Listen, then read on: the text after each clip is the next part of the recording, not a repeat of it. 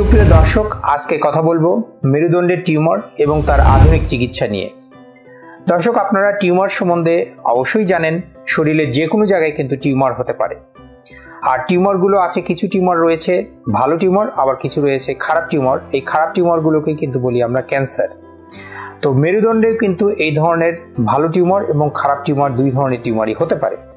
মেরুদণ্ডের এই টিউমারগুলোকে আবার অন্যভাবেও কিন্তু আমরা বিশ্লেষণ করতে পারি, কারণ মেরুদণ্ডের মধ্যে একটা ক্যানেল থাকে বা নালী থাকে। এই নালীর ভিতরের টিউমার অথবা নালীর বাইরের টিউমার, এটা এইভাবে আমরা বলতে পারি। সেকেন্ড হলো যে নালীর ভিতরের টিউমারগুলো কিন্তু আবার বিভিন্ন তিনটা লেভেলে থাকতে পারে। সেটা হলো যে এটা মেরুদণ্ডের ভিতরে নালীর উপরে একটা কাভারিংস থাকে, সেই কাভারিংসের বাইরে কিছু টিউমার থাকতে পারে।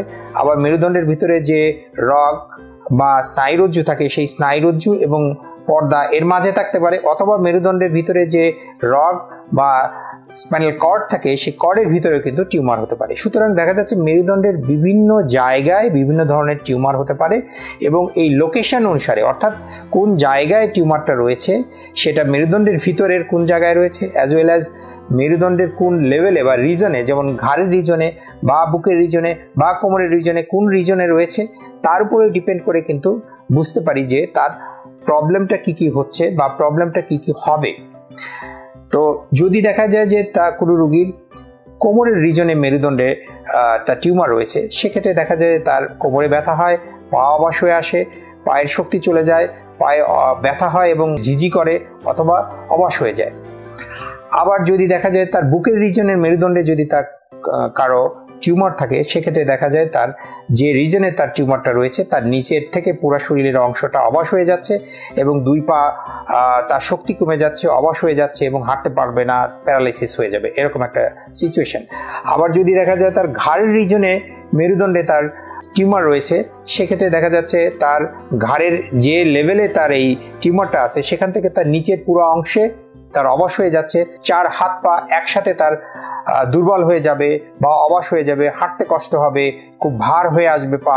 অনেক সময় দেখা যায় যে রোবোটিক ওয়াক বলি আমরা, এরকম ভাবে সে হাঁটে। ইভেন বেশি সমস্যা হয়ে গেলে প্যারালাইসিস হয়ে যায়, চার হাত পা একসাথে তার সমস্যা হয়ে যায়। সুতরাং এই প্রবলেমগুলো নিয়ে যদি কোনো রোগী আপনার আসে বা আপনাদের কারো যদি এই ধরনের কোনো প্রবলেম তৈরি হয়, তো সেক্ষেত্রে তখন আমাদের কাছে আসতে হবে। আসলে আমরা কিছু পরীক্ষা নিরীক্ষা করে দেখি। সেই পরীক্ষাগুলোর ভিতরে খুব ইম্পর্টেন্ট একটা পরীক্ষা, সেটা হলো এমআরআই পরীক্ষা। এমআরআই পরীক্ষা দিলেই কিন্তু আমি বুঝতে পারি যে তার সমস্যাটা কি, টিউমারের সমস্যা বা অন্য কোনো সমস্যা রয়েছে কিনা, কারণ অনেকগুলো কারণে কিন্তু এই প্রবলেমগুলো হতে পারে।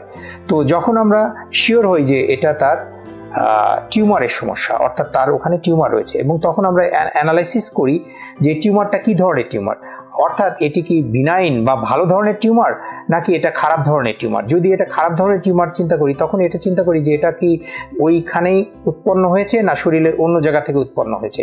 যদি শরীরের অন্য জায়গায় উৎপন্ন চিন্তা করি, তখন আবার অনেক পরীক্ষা নিরীক্ষা করে আমরা দেখতে চাই শরীরের কোথা থেকে এই টিউমারটা উৎপন্ন হয়ে এখানে এসেছে। তো এই সবগুলো পরীক্ষা নিরীক্ষা সবকিছু করে যখন আমরা একটা কনফাইন্ড একটা ডিসিশনে আসি, তখন আমরা সার্জারিতে যাই। কারণ টিউমার আপনি জানেন, সার্জারি ছাড়া এটা কিন্তু ওষুধ বা অন্য কিছু দিয়ে ভালো হওয়ার কোনো সুযোগ থাকে না। হ্যাঁ, কিছু কিছু টিউমার রয়েছে, যেমন রক্ত সম্পর্কিত কিছু টিউমার রয়েছে যেগুলো আসলে সার্জারির থেকে মেইনলি বিভিন্ন ধরনের কেমোথেরাপি এগুলো লাগে। কিন্তু অধিকাংশ ক্ষেত্রেই মেরুদণ্ডের টিউমারে কিন্তু অপারেশন লাগে। অপারেশন করে তার বায়োপসি করতে হয়। বায়োপসি করে আমরা দেখি এটা কী ধরনের টিউমার। তারপর সেই বায়োপসি রিপোর্ট অনুসারে তার কেমোথেরাপি বা রেডিওথেরাপি সেগুলো পরবর্তীতে লাগে। সুতরাং আপনার যদি এই ধরনের সমস্যা হয়, দ্রুত আপনাদের ডাক্তারের কাছে আসতে হবে এবং এটা শরীরে বড় ধরনের কোনো প্রতিক্রিয়া সৃষ্টি হওয়ার আগেই এটা অপারেশন লাগলে অপারেশন করে নিতে হবে। এই অপারেশনগুলো এখন কিন্তু অনেক সহজ হয়ে গেছে। আগে যেরকম অনেক বড় করে কেটে অনেক দিন হাসপাতালে থাকতে হতো, এখন কিন্তু ওরকম বেশি বড় করে কাটতে হয় না। ছোট করে কেটেই আমরা মিনিমাল ইনভেসিভ স্পাইন সার্জারির মাধ্যমে অনেক টিউমারের সমাধান করতে পারি এবং খুব অল্প দিনেই রোগী সুস্থ হয়ে যায়। এবং পরবর্তীতে যদি ভালো টিউমার হয়, তাহলে তার আর কোনো কেমোথেরাপি রেডিওথেরাপি কিছুই লাগে না, সে সম্পূর্ণ সুস্থ হয়ে যায় এবং স্বাভাবিক জীবনে ফিরে যেতে পারে।